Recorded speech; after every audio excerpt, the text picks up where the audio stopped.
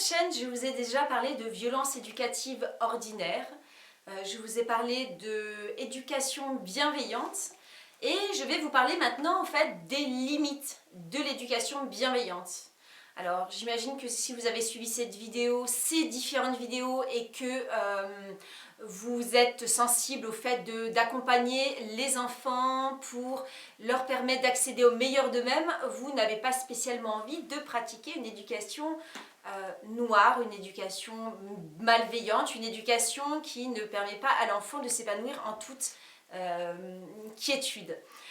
Par contre, dans les personnes qui embrassent et qui adoptent l'éducation bienveillante, il faut savoir qu'il y en a, et j'en ai fait partie pendant un temps, des personnes qui vont un peu trop loin.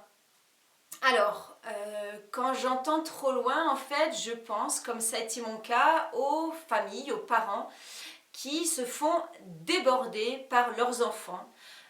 On se retrouve, quand on pratique une éducation bienveillante, parfois on va un peu trop loin et on se retrouve avec des enfants qui font la loi à la maison, des enfants qui sont un peu des enfants rois. Alors, je me rappelle que quand il y a eu cette première vague d'éducation bienveillante, dont mes parents ont fait partie, dans les années 70, 80, et je me rappelle à l'époque on parlait, on a remis beaucoup en question cette éducation-là, parce qu'en fait il y avait ce qu'on appelait ces enfants rois, ces enfants tyrans. Alors je ne sais pas si c'est des termes qui vous parlent ou pas, mais on parlait beaucoup, je me rappelle quand j'étais petite, on parlait qu'il y avait des enfants qui menaient à la baguette leurs parents, des enfants tyrans, bon.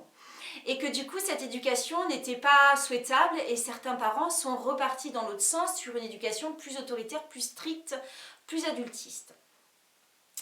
Alors en fait c'est comme tous les outils, un outil ça reste un outil, ça dépend toujours de la façon dont on l'utilise. Si on utilise l'éducation bienveillante et qu'on l'utilise mal ou qu'on l'utilise à l'excès, ça peut aussi créer des problèmes. Des problèmes dans les familles, des problèmes avec des parents qui se font déborder par des enfants qui ont des demandes intempestives et qui ne peuvent pas attendre.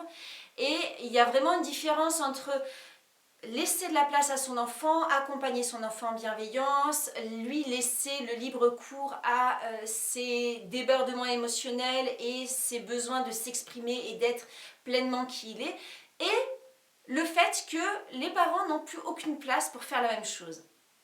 Donc en fait pour moi, la vraie limite, là où se place, alors ça va pas être, j'ai appelé cette vidéo les limites de l'éducation bienveillante, mais en fait c'est pas vraiment ça, on peut accompagner son enfant de façon bienveillante si on reste bienveillant envers soi-même. C'est la seule limite que je trouve à l'éducation bienveillante, c'est quand on s'oublie soi-même et qu'on oublie qu'on a nous aussi des besoins, qu'on a nous aussi besoin qu'on respecte notre intégrité et nos projets, qu'on a nous aussi besoin qu'on respecte nos besoins physiologiques de base, qu'on a nous aussi en tant que parents besoin qu'on respecte nos demandes et nos envies. Et en fait, les limites de l'éducation bienveillante, et c'est souvent l'erreur que font les parents qui pratiquent l'éducation bienveillante comme quelque chose de nouveau pour une première fois, c'est d'aller trop loin et en fait, en se mettant tout le temps au service et à l'écoute de son enfant, d'oublier d'être soi-même à son service et à son écoute et de le rappeler aux autres membres de la famille, dont les enfants. Par exemple, si on accepte de son enfant qu'il s'exprime et qu'il dise ce qu'il pense, mais que nous, on s'empêche d'exprimer et de dire ce qu'on pense parce qu'on se dit « moi je suis un adulte et je peux passer en second plan », eh bien on fait pour moi une erreur. Et en fait, j'en parle en connaissance de cause parce que quand j'ai embrassé l'éducation bienveillante, quand j'ai découvert tous ces principes et que quand je dis j'ai, en tant que parent avec mon conjoint, quand on a découvert tout ça et qu'on l'a mis en pratique, eh bien, il y a un temps où on a un petit peu oublié, on s'est un peu oublié. Donc en fait, chez nous, c'était pour l'arrivée du troisième enfant. Et voilà, c'est allé presque un peu trop loin, un peu trop d'écoute de l'enfant. Et maintenant, en fait, avec l'arrivée du quatrième, on a réajusté le tir et on est revenu un peu plus, là, il y a moi aussi j'ai des besoins, moi aussi j'ai des envies, et moi aussi je peux avoir envie que ça se matérialise maintenant. Donc maintenant, tu tiens compte aussi de ce que je pense. Et en fait, je pense que c'est plus sain, autant pour soi-même parce que le fait de s'écouter, c'est important aussi. On n'est pas quelqu'un, c'est pas parce qu'on est un adulte ou un parent qu'on peut toujours passer en second plan. On peut choisir de passer en second plan et il y a des fois on peut choisir de passer en premier plan parce qu'on a des besoins, parce que ce jour-là on est fatigué et qu'on a besoin de dormir. Alors, évidemment, pas avec un tout petit. Pas avec un petit bébé. Un petit bébé, il ne peut pas attendre. Un petit bébé, physiologiquement, au niveau de son développement neuronal, il ne peut pas attendre. Un petit bébé, on ne va pas pouvoir lui expliquer que là, on est fatigué et que s'il a mal au ventre, il arrête de crier parce que nous, on a envie de dormir. On est bien d'accord là-dessus. Mais par contre, bon, un bambin peut commencer à le comprendre. Et un enfant, au moins à partir de 7 ans, si votre enfant à partir de 7 ans n'est pas capable de parfois se mettre en second plan et faire passer vos besoins avant les siens, là je pense que ça signale vraiment que là à ce moment-là, vous êtes allé trop loin dans l'écoute de votre enfant. Je ne vais pas dire dans la bienveillance, on ne va jamais trop loin dans la bienveillance, mais vous avez mis votre enfant un petit peu trop au premier plan et vous n'êtes pas assez écouté. Et moi, pendant un temps, c'était ça. Effectivement, mon enfant, s'il voulait se coucher à 11 heures, même à 4, 5 ou même après 7 ans, je le laissais faire, je l'écoutais. Parfois, j'avais des cernes jusqu'à là et tout ça. Mais en fait, c'était une erreur. Et ça, j'ai réajusté le tir et j'en suis contente avec la quatrième.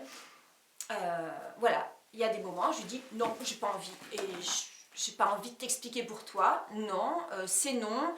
Maintenant, moi j'ai envie de ça, j'ai besoin de ça. Ok. Et en fait, si c'est clair et net que vos besoins ne passent pas automatiquement après les siens, pour l'enfant, ça va être normal aussi. Alors, certains enfants sont plus faciles, ont plus de facilité, enfin sont plus faciles à gérer, vont avoir plus de capacité à l'entendre que d'autres. Mais je pense que c'est leur rendre un grand service que de leur montrer que vous aussi, en tant qu'adulte, vous n'êtes pas surhumain. Vous aussi, vous avez le droit de dire j'en ai marre. Vous aussi, vous avez le droit de crier un bon coup. Vous aussi, vous avez le droit de dire là, je veux plus m'occuper de toi, je suis plus en état. Maintenant, tu te débrouilles. Moi, je vais me coucher. Vous aussi, vous avez le droit de dire écoute, là, ok, t'as faim, mais moi aussi. Donc, je mange et toi, tu vas te servir. Je suis pas ta boniche. Enfin, voilà. C'est un terme un peu excessif, mais je l'ai utilisé et je pense que c'est très simple pour votre enfant d'entendre ça aussi.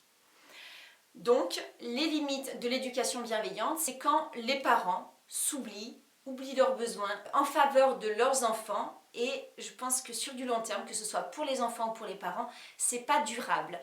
Donc, je vous fais confiance. Sentez-vous, voilà, voyez comment vous vous sentez par rapport à ça.